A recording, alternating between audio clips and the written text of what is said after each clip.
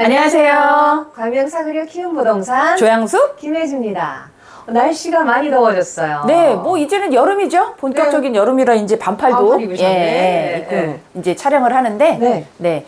요새 부쩍 문의가 많이 늘었습니다. 분양권 문의가 좀 꽤 있었던 것 예. 같아요. 네. 1구역 광명좌이 더샵 포레나가 지금 5월 16일자로 예. 분양권 전매가 이제 풀리면서 네. 분양권을 문의하시는 분들이 좀 많았죠. 예, 네. 그런데 생각보다 이렇게 분양권과 입주권의 차이점을 잘 모르시는 분들이 많아가지고 예. 그래서 그 개념을 모르시니까 설명을 해도 복잡하게만 하고 이해 못하는 분이 꽤 많더라고요. 네. 입주권 분양권 모르시는 분들 많아요. 예, 또 그게 그래서 많은 저희가 거고. 예. 기본 개념부터 어떻게 예. 이제 거래가 되는지, 매매 대금 어떻게 구성되는지 한번 기초 설명을 해드리려고 오늘 네. 영상을 준비를 하고 있습니다. 네네. 그럼 대표님 잘 부탁드려요. 네. 먼저 용어 설명부터 한번 해볼게요. 네. 분양권은 저는 잘 알겠어요. 분양권이 뭐예요? 분양권은 네. 아파트 청약을 해서 내가 당첨이 되면 네. 그러면 이제 저한테는 분양권이 생기는 거죠. 그렇죠. 새 아파트에 들어갈 수 있는 권리가 생기는 거죠. 네네네. 그러면 입주권은 입주권은 입주권 앞에 네. 조합원이라는 게 숨어져 있다라고 생각하시면 됩니다. 조합원 입주권. 예, 그렇죠. 왜냐면 이제 재개발, 재건축 같은 경우에는 조합원님들의 종전 자산을 현물 출자를 해서 네. 예, 조합원님들이 입주권을 그러니까 새 아파트를 분양받을 수 있는 권리를 받으시는 거기 때문에요. 네. 그래서 조합원 입주권이라고 보통 얘기를 하는데요. 네. 입주권은 사실은 이 시장에서 통용되는 단어일 뿐이지 뭐 법 해석이나 법령집에서 나오는 단어는 아닌데 네. 구분을 해야 하기 때문에 네. 예, 분양권과 입주권을 그렇게 쉽게 알고 계시면 될 것 같아요. 그렇네요. 네. 그러면 입주권과 분양권 약간 비교를 해보면 네. 이쪽의 장점이 저쪽의 단점이 될 것이고 이쪽의 단점이 또 저쪽의 장점이 되기도 하겠죠. 그렇죠. 그래서 입주권의 장점을 한번 생각을 해보겠습니다. 네. 어떤 좋은 점이 있을까요? 우선은 입주권의 장점 중에 네. 아까도 말씀드렸지만 조합원님들이 종전자산에 현물 출자를 해서 조합원님들께서 먼저 네. 좋은 동호수를 배정을 받습니다. 네. 그리고 나머지 자녀 부분으로 일반 분양을 하는 거였기 때문에요. 네. 입주권은 좋은 동호수, 예. 그죠? 를 예. 선점하신다. 그렇죠. 네네네. 조합원들이 선점하신다고 보시면 되고요. 예. 두 번째로요. 두 번째 같은 경우에는 요새는 발코니 확장 비용도 일반 분양자분들께서는 부담이 되게 크시거든요. 그죠. 예, 그리고 각 방에 시스템 에어컨이나 이런 거 설치 비용도 만만치 않고요. 네네. 그런데 발코니 확장이 무상이고, 네. 그 다음에 무상 제공 옵션이 다양하게 혜택이 있습니다. 예, 조합원의 무상 그렇죠. 품목이 꽤 많아요. 예. 그래서 언제 한번 저희가 그 각 구역별로 조합원님들 무상 옵션에 대한 이야기도 함께 전해드릴 예정인데, 네. 그게 입주권의 장점이라고 할 수 있습니다. 그리고 세 번째로 네. 청약보다 취득하기가 쉽다. 네. 그죠? 예, 일단은 네. 가용자금에 대한 부분에서는 부담이 되실 수 있겠지만 네. 청약 당첨 같은 경우에는 되게 좀 힘들잖아요. 그죠. 가점이 좀 1순위, 높아야 되고. 2순위, 3순위 예, 중에서도 또, 그렇죠. 그렇기 때문에 그런 거보다는 입주권은 어느 정도 가용자금만 있다면 훨씬 더 취득하기가 쉽다라고 예. 말씀드릴 수 있죠. 돈만 있으면 살 수 있다. 네, 맞아요. 예, 네. 그렇고요. 네 번째. 네 번째는 이제 지금 현재 이게 건축비와 인건비, 자재비들이 올라가면서 일반 분양가들이 네. 높게 책정이 되고 있죠. 네. 예, 그렇기 때문에 일반 분양가보다 현재 조합원 매물이 훨씬 더 저렴합니다. 이제 꽤 많이 저렴합니다. 예. 그 이유는 네. 조합원님들이 받으실 수 있는 조합원 분양가, 네. 새 아파트의 가격 자체가 낮게 책정이 되기 때문에 네. 일반 분양가보다는 거래 가격이 낮다는 게 그 장점 중에 하나죠. 그렇죠. 네. 그리고 그럼 단점을 한번 생각해 볼게요. 단점도 한번 볼까요? 단점 네. 같은 경우에는 아무래도 지금 많이들 이슈가 되고 있는 이 재개발, 재건축 같은 경우에 사업 진행에 따라서 네. 사업이 지연되거나 네. 중단될 수 있는 리스크가 있습니다. 예. 그렇기 때문에 이 재개발, 재건축, 정비 사업 쪽에 투자를 하시는 분들은 가장 걱정하시는 부분이 바로 이 부분인 거죠. 그렇죠. 네네. 그리고 두 번째. 아까도 말씀드렸지만 초기 자금 부담이 좀 크다는 거죠. 네. 일반 분양 같은 경우에는 계약금 예. 10%만 준비하시고 나머지 그렇죠. 중도금 대출을 받으시고 예. 어느 정도 기간을 가지고 있다가 나중에 잔금을 치르실 수 있는데 그렇죠. 조합원 같은 경우에는 초기에 예. 이 가용 자금이 많이 들어가야 된다는 게 단점이라고 할 수 있죠. 만약에 지금 광명 뉴타운의 5구 타입이라면 네. 가장 낮은 그 가용 자금이 얼마나 될까요? 지금은 약 4억 후반에서 5억 정도는 보셔야 그렇죠. 됩니다. 5억 초반까지 보셔야 어느 구역에 좀 이렇게 프리미엄이 조금 작은 구역이라도 그렇죠. 그 정도 돈을 갖고 계셔야 들어갈 수가 있다. 네. 그래서 초기 자금 부담이 크다는 게 이제 단점이고요. 세 번째로. 세 번째로는 이제 추가 분담금 부분이 나올 수 있다는 건데요. 네. 이제 광명 뉴타운 같은 경우에도 많은 구역이 있습니다. 네. 구역별로 사업 진행에 따라서 추가 분담금에 대한 리스크가 없는 구역도 있지만 네. 그 추가 분담금을 고민해야 하면서 투자를 하셔야 되는 구역들도 있기 때문에요. 네. 요게 이제 입주권에 매수를 하면서 고민해야 될 단점 중에 하나인 거죠. 그렇죠. 네. 그러니까 만약에 일반 분양이 다 끝났고 건설이 어느 정도 진행이 됐으면 네. 이런 추가 분담금이 나온다고 해도 아주 소액이거나 네. 위험하지 않다고 보면 되겠고 그렇죠. 아직 건축이 제대로 진행이 안 된 곳은 네. 아무래도 이제 네. 건축비나 이런 게 영향을 받아서 추가 분담금이 꽤 클 수 있는데 그렇죠. 네. 그 리스크의 차이가 프리미엄의 차이라고 또 보시면 되겠어요. 네, 맞습니다. 예. 네. 그러니까 내가 위험을 감수하고 프리미엄을 조금 싼 걸 사느냐 아니면 위험이 없는 비싼 걸 사느냐 네. 이제 선택해 그럼요. 선택하셔야 투자 성향에 되겠습니다. 따라서 그거는 예. 선택하셔야 하시면 됩니다. 되겠습니다. 그러면 이제 매매 대금이 어떻게 구성되는지를 한번 보겠습니다. 분양권 같으면 어떤 식으로 구성이 될까요?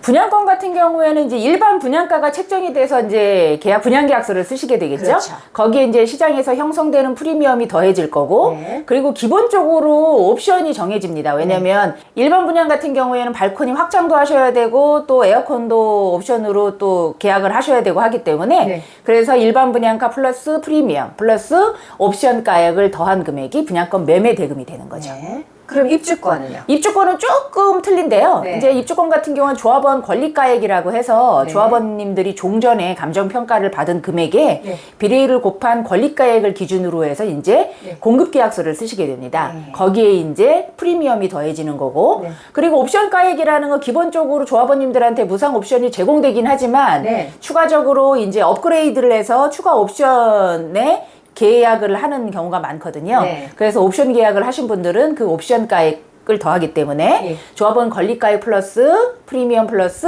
옵션 가액이 입주권 매매 대금이 되는 거죠. 예, 여기서 우리가 이제 약간 낯선 용어가 나왔어요, 권리가에. 네네. 그래서 입주권 용어들이 좀 복잡하니까 네. 이제 한번 개념을 잡아보는 그런 시간을 갖겠습니다. 네. 용어 한번 보실게요. 네. 먼저 감정가액입니다. 감정가액은 네. 그러니까 조합원님들이 그동안 갖고 계셨던 빌라나 다세대 네. 뭐 여러 가지의 이제 주택의 토지, 형태들이 뭐 있죠. 이런 거. 예, 네. 예. 그거의 기존 부동산에 평가를 받은 그 금액이라고 생각하시면 되니까 그렇죠. 됩니다. 그러니까 네. 헌집의 가격이라고 생각하시면 되는 거죠. 되고요. 예. 그다음에 권리가액. 아까 권리가액은 아까 말씀을 드렸지만 기본 내가 감정평가를 받은 금액에 네. 이제 비례율을 먼저 말씀을 드려야 될 것 같은데요. 네. 이 비례율이란 해당 조합의 사업성을 나타내는 지표라고 할 수 있는데요. 네. 기본적으로 100%를 기준으로 기준으로. 해서 100% 밑으로 내려가면 사업이 좀 떨어진다는 거고 네. 100% 이상이 된다면 사업이 더 낮다는 건데요. 네. 구역마다 조금씩 그 비례율은 좀 틀립니다. 왜냐면 조합원 수도 틀리고 네. 그다음에 또 면적도 틀리고 사업비도 틀리기 때문에요. 일반 분양도 몇 세대인지 그렇죠. 또 네, 다르기 네, 네, 때문에 네. 조합의 수익성을 말할 수가 있겠는데 네. 예, 비례율이 높은 그렇죠. 수익이 좀 있는 단지 네, 예, 맞습니다. 예, 그렇게 보시면 되겠고 예. 우선 그래서 예. 조합원님들의 그 헌집의 가격인 감정평가액에 네. 비례율을 곱한 금액이 바로 권리가액이 되는 거고요. 그렇죠.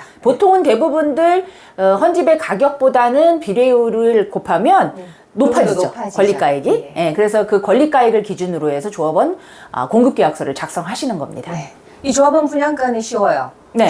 조합원이 만약 25평이나 33평을 신청했을 때 내게 되는 금액이죠. 그렇죠. 조합원이 분양받게 되는 그러니까 금액이죠. 예. 새 아파트의 가격이라고 생각하시면 그렇죠. 됩니다. 그러면 이제 새 아파트와 헌 아파트 차이의 가격이 이 금액이 되겠죠. 네, 예. 이제 조합원 분담금, 즉 추가 분담금이라고 얘기를 하는데요. 네. 새 집인 조합원 분양가에서 네. 예, 내가 평가한 권리가액을 뺀 금액이 바로 내가, 조합원 분담금이 예, 되는 새 거죠. 집을 얻기 위해서 추가로 내야 되는 금액이 되겠습니다. 헌집 줄게, 새 집 다오. 네. 네. 그래서 여기서 우리가 거래를 할 때 이제 매매가도 있고 막 총매수가도 있고 초기 투자금도 있고 이래가지고 네. 이게 더 복잡한데요. 네. 그럼 매매가액은 뭐라고 보면 될까요? 매매가액은 아까 말씀드린 것처럼 조합원 그 공급계약서를 작성했을 때 네. 요거는 이제 동호수 추첨을 하고 공급계약서를 작성한 구역에 해당되는 내용입니다. 네. 왜냐하면 공급계약서를 작성하기 전에는 네. 권리가액이 아닌 감정평가액을 기준으로 해서 매매가가 정해지는 예, 거고요. 지금 11구역이나 12구역 그렇죠. 같으면 네, 네, 예, 네. 권리가액이 아니고 아직은 네. 감정가액이고요. 네. 이제 권리가액 플러스 시장에서 지금 되고 있는 붙은 프리미엄을 더한 금액이 매매가가 되는 거고요. 예, 현재 저희가 입주권을 살 때 네. 매매 가격이 되는 거고요. 네. 그러면 매매 가액은 그런데 저희가 또 그 매매 가액으로 새 집을 다 가질 수 있는 건 아니잖아요. 네, 그렇죠. 새 집을 가지기 위해서는 돈이 더 필요하단 말이죠. 네. 그 새 집까지 다 가질 수 있는 금액이 총 매수가가 되겠습니다. 그렇죠. 간단하게 말하면 예. 그 새 아파트인 조합원 분양가에 예. 그 더한 프리미엄 예. 바로 그게 총 매수가가 되는 거죠. 그렇죠. 그러니까 내가 그 집을 사기 위해서 총 필요한 금액은 이 금액이 되겠습니다. 네, 총 네, 매수가. 네, 네. 그런데 이 매매 가액과 총 매수가를 감안해서 지금 현재 내가 네. 그 사람하고 거래할 때 딱 줘야 되는 현금 얼마인가 하는 네. 것이 바로 초기 투자금, 실투자금이 되겠습니다. 네, 그렇죠. 실투자 금액은 이제 어떻게 계산을 하냐면요. 네. 아까 위에서 말씀드렸던 매매가, 그렇죠. 권리가에 플러스 프리미엄에 에다가 기본적으로 조합원님들은 이주를 할 때 이제 조합에서 이주비 대출을 해줬습니다. 네. 그리고 또 구역별로 이사비가 책정이 돼서 이사비도 대출을 해줬고요. 그렇죠. 요 이주비와 이사비는 나중에 아파트 입주할 때 네. 다시 반환을 해야 되는 금액이기 때문에 네. 매매를 진행할 때는 맨 마지막에 매수인, 그러니까 조합원님이 이거를 조합에 반환을 해야 되는 네. 그런 과정을 거쳐야 되기 때문에 이주비와 이사비 대출금은 빼는 거고요. 그렇죠. 예, 거기에 이제 아까 말씀드렸던 추가 분담금, 예. 조합원 분담금 중에서 예. 공급계약서를 작성했을 경우에는 보통 계약금의 10%를 조합원님들이 잔압을 보통 하십니다. 네. 요것도 이제 구역마다 조금씩 틀리지만요. 네. 그러면 거기, 그리고 이제 중도금 대출을 받은 구역 같은 경우에는 중도금 대출을 받으면은 매수인께 승계를 하면 되지만 그렇죠. 중도금 대출이 이자 부분이나 이런 게 부담이 되셔서 나는 받지 않았다. 예. 나는 그냥 내가 현금으로 낼 거야. 예. 해서 현금으로 내신 분들은 그 기납부금까지 네. 매매 가액에 플러스를 해야 되는 거죠. 네, 그러니까 내가 매매 가액에서 내가 나중에 부담할 대출금은 빼주고 그렇죠. 그분이 먼저 내가 낼 돈을 그분이 먼저 현금으로 잔압한 것은 더 해주고 그렇죠. 해서 네네. 지금 현재 그분한테 현금으로 줘야 되는 돈이 네. 초기 투자금이자 실투자금이 되겠습니다. 그렇죠. 네. 예, 이게 말로 하니까 좀 복잡하니까 실제로 계산을 한번 해볼까요? 네. 한번 해보실래요? 응. 예시가 이렇습니다. 네네, 네. 만약 권리가액이 2억 원인 어떤 집인데 네. 저번 분양가는 5억이에요. 새 집 가격은 5억이에요. 네. 그러면 내가 내야 하는 추가로 내야 되는 돈은 3억이고요. 음. 이 집에 지금 프리미엄이 4억이 붙어서 지금 거래할 때 4억 네. 정도가 붙었어요. 네. 근데 이분은 이사비와 이주비 대출 합쳐서 그냥 1억 원을 받았다고 네. 치면 그리고 또 조합원 분담금 중에서 내가 먼저 3천만 원 10%를 납부를 했어요. 현금으로. 아까 조합원 분담금이 3억이라고 했으니까. 예, 그 네. 3천만 원을 납부를 했어요. 네. 그러면 총 매수가는 아까 조합원 분양가에다 프리미엄 더하는 금액이라고 했으니까 네. 5억 더하기 4억 4억은 하면 9억이 되는 거고요. 지금 현재 매매 금액은 지금 현재 권리가액에서 프리미엄을 더하는 거라고 그렇죠. 했으니까 2억 더하기 4억에서 6억이 되겠습니다. 네, 네. 요 금액에서 이제 서로 더하기 빼기를 해야 되는데 네. 실투자금 여기 가서 계산해 볼게요. 네. 이제 실투자금을 계산을 하자면 매매 금액에서 아까 이사비 이주비 대출을 받으신 것이 1억 원이 있다고 했으니까 1억 네. 원을 빼고 그렇죠. 그리고 자기 납부금이 3천만 원 있다고 했으니까 3천만 원은 더하고 해서 그렇죠. 네. 실제로 제가 그분한테 드려야 되는 돈은 5억 3천만 원이 되겠습니다. 네. 맞습니다. 잘했죠. 네. 여기에 이제 뭐 예. 옵션을 추가적으로 계약을 하셨다면 하셨다면 추가 옵션에 대한 금액도 플러스 되는 거지만 네. 기본 과정은 이렇기 때문에 네. 이걸 저희가 좀 쉽게 예. 설명을 해드린다고 했지만 예. 궁금하신 분들은 언제든지 문의 주시면 될 것 같아요. 그리고요, 네. 이 부분을 한 번 더 돌려서 보세요. 네, 네, 네. 자꾸 보시면 네, 네. 이해가 가실 겁니다. 네. 그렇다면 금액도 약간 복잡하긴 했지만 매매 거래 절차도 좀 복잡하고 한 번만에 안 끝나는 것 같아요. 그렇죠. 예. 매매 입주권 매매 절차는 조금 네. 복잡합니다. 기존에 이제 아파트를 사서 잔금을 치르고 소유권 이전 등기가 끝나면 땡이 아니고 그죠. 입주권 같은 경우에는 이제 맨 처음에 매매 계약을 진행을 하고 네. 그다음에 이제 잔금 전에 이제 보통 저희는 계약하고 30일 안에 한 달 안에 실거래 신고를 하게 됩니다. 네. 그렇게 되고 나중에 잔금 때 이제 법무사님 입회하에 네. 소유권 이전 등기를 하죠. 네, 그렇죠. 그러면 매도자에서 매수인으로 이제 명의가 변경이 되는 거죠. 그 집이나 토지의 그렇죠. 명의가 변경이 되는 거죠. 예. 보통은 여기서 이렇게 끝나는 게 네. 맞는데 네. 입주권 같은 경우에는 그렇게 해서 매도인에서 매수인으로 명의가 변경이 된 다음에 네. 각 구역의 조합 사무실에 가셔서 조합은 명의 변경을 하셔야 됩니다. 그렇죠. 예. 네. 왜냐면은 조합에서 그 명의가 바뀌는 걸 알 수 없거든요. 그렇죠. 예, 그렇기 때문에 내가 조합원이다라고 다시 한번 명의 변경을 하셔야 되는 거고요. 네. 그 다음에는 이제 이주비 대출, 예. 그리고 이사비, 예. 그리고 중도금이 있다 그러면 중도금. 예. 거기에 각각 은행에 승계를 받으셔야 됩니다. 그렇죠. 물론 승계를 받지 않는다면 뭐 상관이 없지만 네. 대부분의 승계를 받기 때문에 네. 승계 각 해당에 해당되는 은행에 찾아가셔서 예, 매도인이랑 매수자랑 매수인이. 그렇죠. 가셔가지고 승계를 절차를 밟으셔야 하고요. 예. 그런데 요게 잔금날 한꺼번에 이루어지는 게 아닙니다. 네. 예, 소유권 이전 등기를 하고 어느 시간이 지난 다음에 은행을 가고 은행 가서 또 승계를 받은 다음에 그리고 나서 맨 마지막으로 이제 건설사를 가서 건설사 명의 변경을 하는 거죠. 예, 그리고 또 건설사마다 매일 해주는 게 아니라 정해진 날짜가 있어서 그죠? 네네네. 그 날짜에 맞춰서 예약을 하고 또 가야 돼서 시간은 꽤 걸립니다.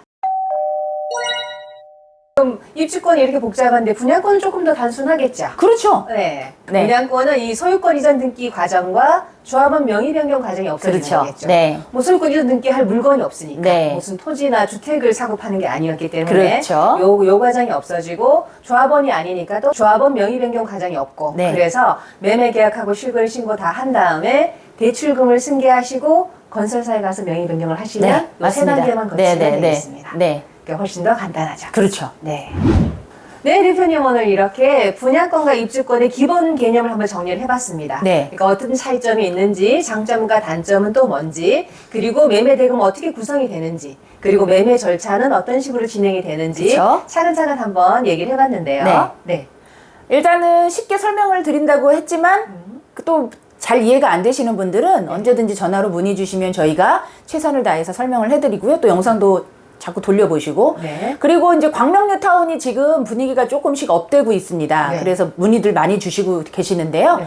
광명뉴타운과 관련된 궁금한 게 있으시면 광명 사거리역 10번 출구 광명 사거리역 키움부동산으로 문의 주시면 되고요. 아 그리고 광명 사거리역 10번 출구 광명 사거리역 키움부동산은 광명에는 단 하나밖에 없습니다. 그렇기 때문에 네. 전화 주시고 약도 그다음에 위치 다시 한번 확인하시고 오시면 저희가 최선을 다해서 안내를 해드리도록 하겠습니다. 네. 더운 날 감기 조심하시고요. 이제 무더위가 본격적으로 시작되면 수분 섭취도 좀 많이 하셔야 되니까요. 네. 네, 그렇게 하시는 건강 걸로 챙기시고. 하고 저희는 다음에 더 소중하고 좋은 영상으로 예, 그렇죠. 찾아뵙겠습니다. 네. 네, 지금까지 광명 사거리역 키움부동산에서 조양수 김혜지였습니다. 감사합니다.